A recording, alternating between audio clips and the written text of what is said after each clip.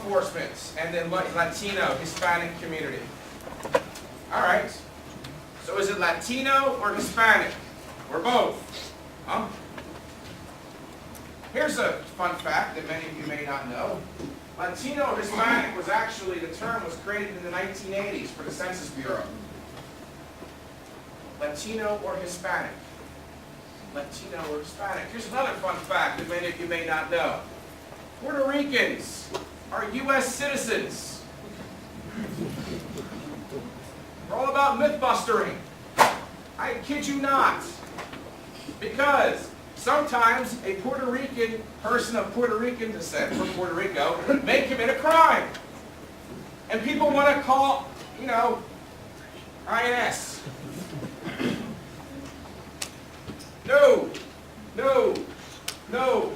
Puerto Ricans are U.S. citizens. Ma'am, I told you it was in the slide. Right here. Okay.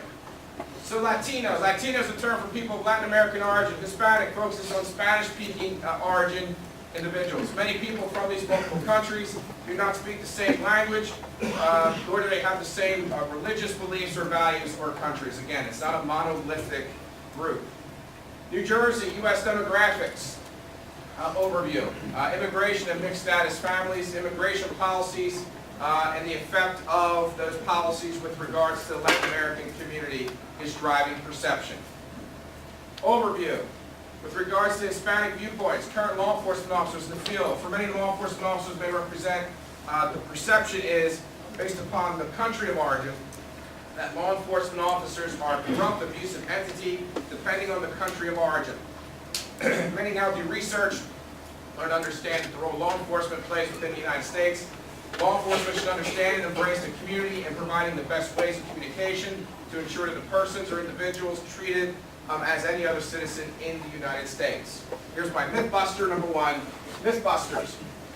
Residents from Puerto Rico are not American citizens. Oh, so false. Puerto Ricans are nationally born citizens of the United States, may move freely between the United States and mainland. It's a territory of the United States. And here's a breakdown of Latinos in 2014. Puerto Rican, 28, in New Jersey, 28.2%, again, U.S. citizens.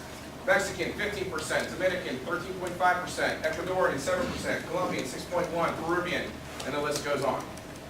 Some thoughts. What do all these countries have in common with regards to it? All from Latin America. Do all agree with each other, have the same values? Answer, no. The fact that someone's from one of these Latin American countries doesn't mean we have one size fits all. Does it replicate? Does this replicate or happens in the United States? Yes, law enforcement must understand languages, may be different, concepts and values and beliefs may be different as well based upon country of origin. Mixed status in the United States. Legal status in family systems can include U.S. citizens, permanent residents, undocumented, unauthorized persons, including asylum seekers. Estimated 5.3 million children live with unauthorized immigrant parents.